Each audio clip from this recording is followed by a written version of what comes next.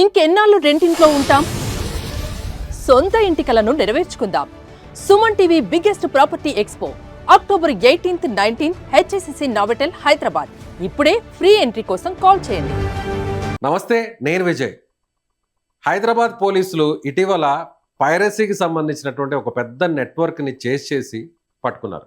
అయితే ఇందులో వందల సినిమాలు పైరసీకి గురై దాదాపు వేల కోట్ల రూపాయలు తెలుగు ఇండస్ట్రీ నష్టపోయిందని, 22,500 కోట్ల రూపాయల వరకు నష్టపోయినట్లుగా ఒక అంచనా కూడా వేసింది పోలీస్ డిపార్ట్మెంట్.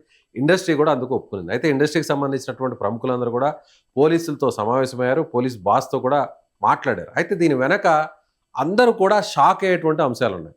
ఇది ఒక కెమెరాలతోనో లేదంటే మొబైల్స్తోనో షూట్ చేసేటువంటి పైరసీ కాకుండా ఏకంగా సినిమాలకు సంబంధించినటువంటి ఓటీటీ సర్వర్ని హ్యాక్ చేయడం, ఆ సర్వర్ని హ్యాక్ చేసినటువంటి ఆ సినిమాలతో బెట్టింగ్ నెట్వర్క్ వాళ్ళకి సినిమాల్ని అమ్మడం, ఇదంతా ఒక పెద్ద చైన్ లింక్ సిస్టమ్ని పోలీసులు అయితే బయటపెట్టారు.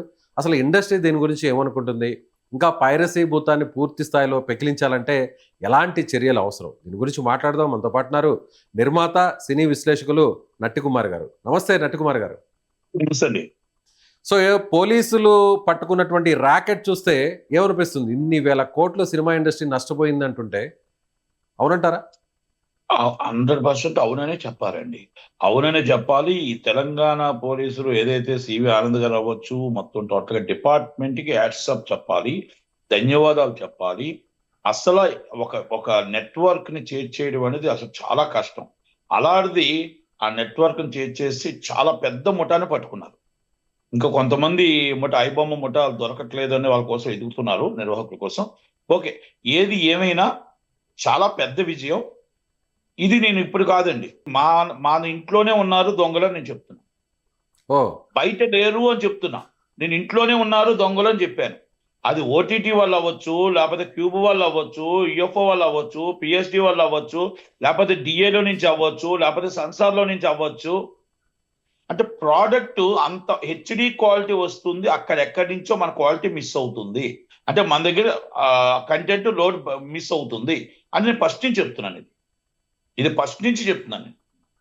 అంటే సర్వర్ని హ్యాకర్స్ హ్యాక్ చేసి థెఫ్ట్ చేయడం కానీ పైరసీ చేయడం కాదంటారా? అంటే ఖచ్చితంగా ఈ కంటెంట్ కి సంబంధం ఉన్నటువంటి వారే ఇందులో ప్రమేయం ఉంటుంది అనేది మీ అనుమానం? అంటే నేను ఒక్క మాట సార్, ప్రమేయం ఉందా, యాంకర్ చేసి, నా ఫోన్ ఉందండి, నా ఫోన్ వచ్చి హ్యాకర్స్ హ్యాక్ చేశారు.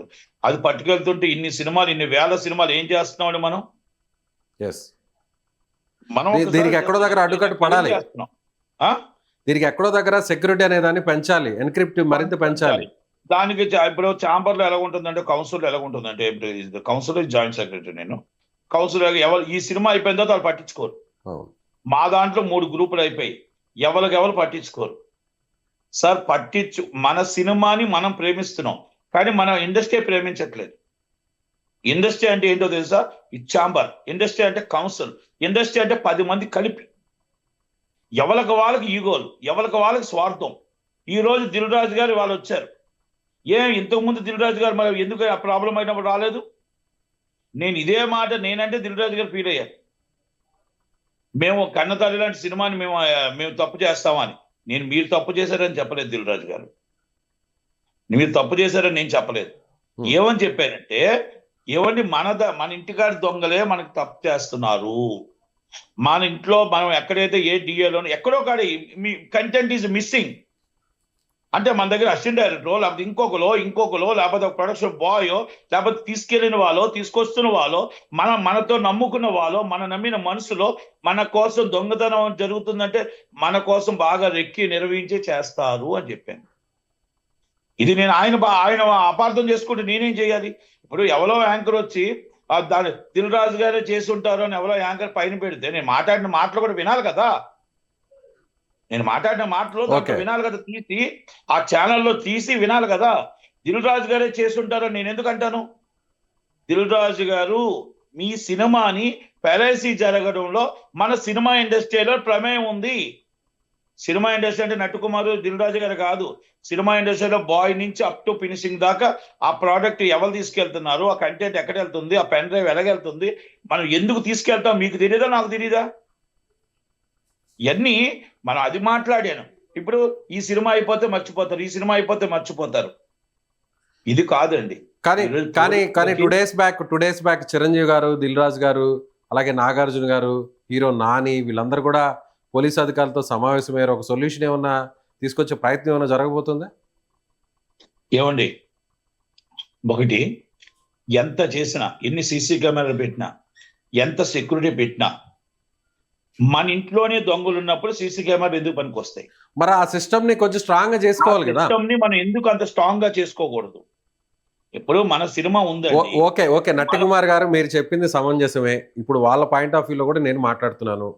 ఇప్పుడు మీరు చెప్పారు మన దగ్గరే తప్పు జరుగుతుంది, మనకు సంబంధించినటువంటి వ్యక్తులే ఎక్కడో దగ్గర దీన్ని లీక్ చేస్తున్నారు, ఏదో ఒక రకంగా వాళ్ళ స్వార్థం కోసం దీన్ని బయటికి ఇస్తున్నారు అంటున్నారు. దీన్ని ఎలా అరికట్టాలి? దీనికి మీరు ఏమైనా సూచనలు చేసే అవకాశం ఉందంటారా? ఇప్పుడు ఫస్ట్ మన ప్రోడక్ట్ వెళ్తుంది. మనం ఈ రోజు షూటింగ్లు చేసిన ఫోటో కూడా బయటకు వెళ్ళకూడదు అనుకుంటున్నాం. ఫోటోగ్రాఫర్ చెప్తున్నాం, ఎక్కడ కూడా మన స్టిల్ కూడా బయటకు వెళ్ళకూడదు అనుకుంటున్నాం. ఎలాగోలా లీక్ అవుతున్నాయి. అలాగే మన కెమెరాలో రోజు సీన్స్ అవుతున్నాయి. డిఏకి వెళ్తుంది, డిఏ నుంచి డబ్బింగ్కి వెళ్తుంది, డబ్బింగ్ నుంచి మొత్తం మిక్సింగ్కి వెళ్తుంది, మిక్సింగ్ నుంచి రీ రికార్డింగ్కి వెళ్తుంది, రీ రికార్డింగ్ ఫైనల్ మిక్సింగ్కి వెళ్తుంది. అలా ప్రతి దగ్గరికి కూడా జోనర్ వెళ్తూ సెన్సార్కి వెళ్తుంది. సెన్సార్కి మన అవుట్పుట్ ఆల్రెడీ మనం ఇస్తాం. అంటే ఇవన్నీ సెక్యూరిటీ ఎలా చేసుకోవాలి, ఏ విధంగా చెయ్యాలి, ఎవరు మనకి శత్రువు, ఎవరు మనకి వాళ్ళ మెయిల్ ఐడీలు ఏంటి, వాళ్ళ ఫోన్ నెంబర్లు ఏంటి, మనం తీసుకుంటే వాళ్ళ దాంట్లో మనం ఎందుకు చెక్ చేసుకోకూడదు, ఫుల్ టైట్ చెకింగ్ ఎందుకు చేయకూడదు, ఇవన్నీ నేను ఇంతకు ముందు కూడా చెప్పానండి. ఇప్పుడు ఐ బొమ్మకి ఎలాగెళ్తుంది? మీరు యాక్ట్ జరిగింది అంటున్నారు. 22,000 కోట్ల రూపాయలు జరిగేదాకా మనం నిద్రపోయామండి. ఇది ఎన్నిసార్లు మనం దాని మీద కంప్లైంట్ చేసుకోవచ్చు? ఇప్పుడు సినిమా ఓటీటీ కొంటుంది, ఓటీటీ కూడా ప్రయత్నం చేయాలి కదా. ఇప్పుడు మన సాటిలైట్ కొంటున్న వాళ్ళు ప్రయత్నం చేయాలి కదా. మన సినిమాని వెళ్లకుండా చూడాల్సిన బాధ్యత మన ఇండస్ట్రీ మీద కూడా ఉంది కదా. ఛాంబర్లో మనం కోట్లు ఖర్చు పెట్టి పైరసీ దారులను పెట్టాం కదా. మన గవర్నమెంట్ ఏం supported is full support. Government support చేస్తుంది, పోలీసులు సపోర్ట్ చేస్తున్నారు. మనం కరెక్ట్ గా చేయలేకపోతున్నాం ఉంటాను నేను. అలాగే సామాన్యులకి అర్థమయ్యేటువంటి భాషలో ఈ పైరసీ వల్ల ఇండస్ట్రీకి, సినిమాకి ఎంత నష్టం కలుగుతుంది అని సామాన్యులకు అర్థమయ్యే రకంగా చూడాలంటే 100 కోట్లు సాధించినటువంటి ఒక సినిమా ఈ పైరసీ వల్ల ఎన్ని కోట్ల రూపాయల మేరకు నష్టం జరుగుతుంది సామాన్యుడికి అర్థమయ్యేలా? పైరసీ వల్ల నష్టం రావడానికి టికెట్ రేట్లు పెంపకం కూడా ఇదొక పైరసీ జోలికి వెళ్ళడానికి అవకాశం ఉన్నాయి. టికెట్ రేట్లు ఎక్కువగా పెరగడం వల్ల అది మనం పైరసీలో ఉదయం 8:30కు వచ్చేస్తుంది. 8:30 మన సినిమా చూడొచ్చు కదా అని పిల్లలు అలవాటు పడిపోయారు. నేను ఉదాహరణకు, మీరు కెమెరా పట్టుకొని రండి, సినిమా రిలీజ్, ఇలాంటి పెద్ద సినిమా రిలీజ్ అయినప్పుడు మీరు 8:30కి చూడండి. ఒక 10 ఇంట్లో మన కుర్రోళ్ళు మంచి యూత్ ఎవరైనా కాలేజీలో చూడండి, ఒక్కొక్కరు ఫోన్లో పెట్టి చూసేస్తున్నారు సినిమాని. రాత్రి 9:30కి 10 గంటలకు కూడా లోడింగ్లు అయిపోతున్నాయంట. మరి దీనివల్ల ఎన్ని వందల కోట్లు లాస్. అదే నేను అడిగేది అదే. ఇప్పుడు ఒక సినిమా ఒక 100 కోట్లు సాధించింది అనుకుందాం. 100 కోట్లు కాకుండా ఈ పైరసీ లేకుండా ఉంటే ఇంకా ఎంత అడిషనల్ గా కలెక్షన్స్ వచ్చే ఛాన్సెస్ ఉంటాయి? పైరసీ లేకుండా ఉంటే, రేట్లు పెంచకుండా ఉంటే, ప్రేక్షకులు రిపీట్ ఆడియన్స్ వచ్చి ఉంటే 100 కోట్ల రూపాయలు ఇప్పుడు 60 కోట్లు 65 కోట్లు చేస్తుంది. 110 కోట్లు చేయడానికి అవకాశాలు ఉన్నాయి. ఓకే, అంటే 50 మోర్ దెన్ ఇస్ 48, 50% మనకు లాస్ వస్తుంది. ఇప్పుడు అంటే 100 కోట్లలో 50 కోట్లు నష్టపోతున్నట్టే. ఇంకొక 50 కోట్లు అదనంగా రావాలి. మెజారిటీ పీపుల్ ఉదాహరణకు మెజారిటీ పీపుల్ థియేటర్కి వెళ్ళట్లేదు డబ్బులు లేక. వాళ్ళు స్టైల్ గా చూసేస్తున్నారు. థియేటర్లో ఏంటంటే ఇంకా అభిమానించే వాళ్ళు వెళ్తున్నారు, లేకపోతే లేదు. కానీ ప్రొడ్యూసర్స్ కూడా, పెద్ద సినిమాల నిర్మాతలు కూడా ఇదే చెప్తున్నారు. ఎందుకంటే ఒక సినిమా రిలీజ్ అయిన వెంటనే మీరే అన్నారు, ఒక్కరోజు మరుసటి రోజు ఉదయానికల్లా సినిమా ప్రింట్ అంతా కూడా పైరసీ రూపంలో మొబైల్లోకి వచ్చేస్తుంది, వెబ్సైట్స్ లోకి వస్తుంది అంటున్నారు. దానికోసమే రేట్స్ ని హైక్ చేస్తున్నాం, దానికోసమే థియేటర్ల సంఖ్యను కూడా పెంచుతున్నాం. ఎక్కువ థియేటర్లో రిలీజ్ అవడం ద్వారా ఆ సినిమా కలెక్షన్ అంతా కూడా ఒకే రోజులో లేదంటే 1 వీక్ లో కలెక్ట్ చేస్తున్నాం అని చెప్తున్నారు. అది మాట్లాడిన వాళ్ళు తప్పు. మీరు ఇంకో మాట అన్నారే, థియేటర్లు అన్ని కూడా వేసేస్తున్నాం అనేది కరెక్ట్. ఎందుకంటే రేట్లు పెంచితే మన సినిమాకు రారండి. థియేటర్లు అన్ని వేసేయాలి, పైరసీ వచ్చేస్తుంది కాబట్టి థియేటర్లు అన్ని వేసి 3 days 4 days కలెక్షన్ లాక్కోవాలని తప్పలేదు, అది లాక్కోవచ్చు. ఇప్పుడు ఇదే ఓజీ సినిమా ఉంది, ఉదాహరణకు తీసుకుందాం. ఓజీ బ్రహ్మాండమైన బొమ్మ వచ్చింది, బ్రహ్మాండంగా ఉంది, థియేటర్లోకి వెళ్ళి చూస్తున్నారు. అది అభిమానం, అది ప్రేమ. అది మీకు ఎందుకంటే థియేటర్లో పైరసీ ఉన్నా కూడా థియేటర్లోకి వెళ్ళే జనాలు చూస్తున్నారు, లేకపోతే ఎందుకు ఇంత కలెక్షన్ వస్తుంది? స్టిల్ హీరో మీద సెవెంత్ డే కూడా 6th and 7th డే కూడా కలెక్షన్స్ రావడానికి ఖచ్చితంగా థియేటర్లో చూడాలి, ఆ ఫీల్ పొందాలనే ఉద్దేశంతోనే వెళ్తున్నారు. అది ఇప్పుడు సార్ మన ఇద్దరం ఫోన్ లో మాట్లాడుతున్నాం, ఇప్పుడు మీ దగ్గర లైవ్ డైరెక్ట్ గా రావడానికి ఒక వేరు ఉంటుంది, ఇక్కడ నేను జూమ్ లో మాట్లాడడానికి ఒక వేరు ఉంటుంది. సేమ్ అంతే, సినిమా థియేటర్ లో చూసేది, ఫోన్ లో చూసేది. కాకపోతే ఆ మనిషి ఆ డబ్బులు లేనప్పుడు ఏం చేస్తాడు? ఇప్పుడు డబ్బులు లేనప్పుడు ఏం చేస్తాడు? వాళ్ళకి ఇలాంటి పైరసీ తీసుకుని చూసేస్తారు. కనుక వాళ్ళకి కూడా మనం అందుబాటులో ఉంచాలి అంటే రేట్లు తగ్గించాలా, అందుబాటులో ఉంచాలి అంటే ఆ రేట్లు తగ్గించి సమన్వయం చేయాలి. అలాగే పాప్కార్న్ తగ్గించాలి, కూల్ డ్రింక్ తగ్గించాలి, అందరూ తగ్గించాలి. ఇంటిలో పాది వెళ్ళి సినిమా మన థియేటర్లో చూసే విధంగా ఉండాలి, దానికి హోమ్ థియేటర్లో చూసే విధంగా ఉండకూడదు. దొంగ సినిమా పైరసీలో చూసే విధంగా ఉండకూడదు. అంటే ప్రేక్షకుడికి ఊరంతా థియేటర్లు వేయండి, కానీ రేటు అందుబాటులో ఉంచండి. ప్రేక్షకుడు అందరూ ఏ క్లాస్ నుంచి బి క్లాస్, సి క్లాస్ నుంచి మొత్తం లేనివాడు ఉన్నవాడు హై క్లాస్ సొసైటీ సినిమా చూసే విధంగా థియేటర్కి వచ్చి చూసే విధంగా మనం చూపించవలసిన బాధ్యత, రెస్పాన్సిబిలిటీ మన మీద ఉంది.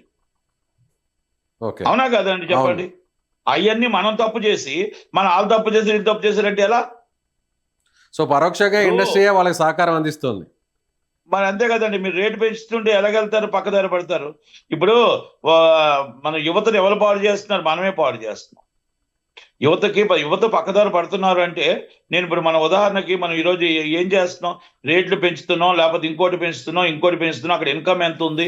ఆ ఇన్కమ్ కి మన అడ్డదారి, ఆ డబ్బు మన షార్ట్లీ డబ్బు రావాలంటే ఏదో తప్పుడు పని చేయాల్సి వస్తుంది వాళ్ళు. అది ప్రోత్సహిస్తుంది మనం కాదా? మన మొత్తం టోటల్ గవర్నమెంట్ ఆఫీసులో మన పనులు కావాలని చెప్పి వెయిటింగ్ చేయకూడదు అని చెప్పి లంచాలు ఇస్తూ అది మన పనులు చేయించుకోవాలని చెప్పి ఎదుటి వాళ్ళని, మనం 2-3 చేసిన పనులకి 7 అయితే ఇబ్బంది పడుతున్నారు కదా. వెయిటింగ్ పీరియడ్ లేకుండా చేయించుకుందాం అనుకున్న 3 అనుకుంటే 7 వెయిటింగ్ ఉంటూనే ఉంటున్నారు కదా. ఇవన్నీ మనం నేర్పిస్తున్నాం కదా, మనం తప్పు చేస్తున్నాం కదా, ప్రజలు మనం ఇబ్బంది పడుతున్నాం కదా, ప్రేక్షకులు మనం కదా దూరం చేస్తున్నాం కదా. అంటే నేను ఉదాహరణకి ఇవన్నీ నేను చెప్పుకుంటూ వచ్చాను. ఓకే రైట్ సార్, ఫైనల్ గా కంక్లూడ్ చేద్దాం. ఏం చెప్పదలుచుకున్నారు? పైరసీని అరికట్టాలంటే సినిమా రేట్లు తగ్గించాలి. అరికట్టడానికి పోలీసులు ఎంత కష్టపడ్డారో, వాళ్ళ శ్రమని, వాళ్ళ కృషిని, వాళ్ళ కష్టాన్ని మన ఇట్టి బస్సుతో ఫర్దర్ గా రాకూడదు అంటే మనం కూడా వాళ్ళకి సహకారం చేయాలి, అందించాలి. మనం సినిమా ఎలా చేస్తున్నాం, ఎక్కడ చేస్తున్నాం, మన ఎవరు పనిచేస్తున్నారు, వాళ్ళ ఫోన్ నెంబర్లు ఏంటి, వాళ్ళ మెయిల్ ఐడీలు ఏంటి, వాళ్ళు ఎవరితో మాట్లాడుతున్నారు ఏంటి, ఆ టీం మనం ఎంతమంది పెట్టుకున్నాం, ఎలాగెళ్తుంది, ఆ సినిమాని మన పైరసీ రాకుండా వాళ్ళ మీద నిఘా వేయాల్సిన బాధ్యత మన మీద ఉంది అని నా మాట. అది నేను అవన్నీ చూసుకోవాల్సిన రెస్పాన్సిబిలిటీ ఆ producer and director and team of production చేసుకోవాలి. అది right sir, thank you so much. Right, ఇది సినీ నిర్మాత, సినీ విశ్లేషకుడు నట్టి కుమార్ గారు చెప్పినట్టుగా ఖచ్చితంగా పైరసీకి సంబంధించి కూడా ఇండస్ట్రీ పరోక్షంగా పైరసీకి గురి కావడానికి సహకరిస్తున్నట్టుగా తెలుస్తుంది. ముఖ్యంగా ఎందుకంటే సినిమా టికెట్ల రేట్లను విపరీతంగా పెంచడం వల్లే చూసేటువంటి ప్రేక్షకుడు కూడా పైరసీ వైపు మళ్ళుతున్నాడు. అలా కాకుండా సినిమా టికెట్ రేట్లను యాజ్ ఇట్ ఈజ్గా కానీ ఉంచినట్లయితే పైరసీ తగ్గే అవకాశం ఉంది. అదేవిధంగా నిర్మాతలు కూడా పైరసీకి గురి కాకుండా కూడా తగు జాగ్రత్తలు తీసుకోవాలి. ముఖ్యంగా పోలీసులు కూడా సహకరించాలి. ఆ టీంలో ఎవరైతే ఉంటారో ఆ టీం సంబంధించినటువంటి ఫుల్ ఇన్ఫర్మేషన్ అంతా కూడా పోలీసులకు అందించాలని ఆయన చెప్తున్నారు. మీరేమనుకుంటున్నారు? పైరసీకి సంబంధించి నట్టి కుమార్ గారు చెప్తున్నటువంటి వ్యాఖ్యలను మీరు సమర్థిస్తున్నారా, వ్యతిరేకిస్తున్నారా? మీ అభిప్రాయాన్ని కామెంట్ చేయండి. Thank you. సుమన్ టీవీలో మీ పర్సనల్ అండ్ బిజినెస్ ప్రమోషన్స్ కోసం కింది నెంబర్కి కాంటాక్ట్ చేయండి.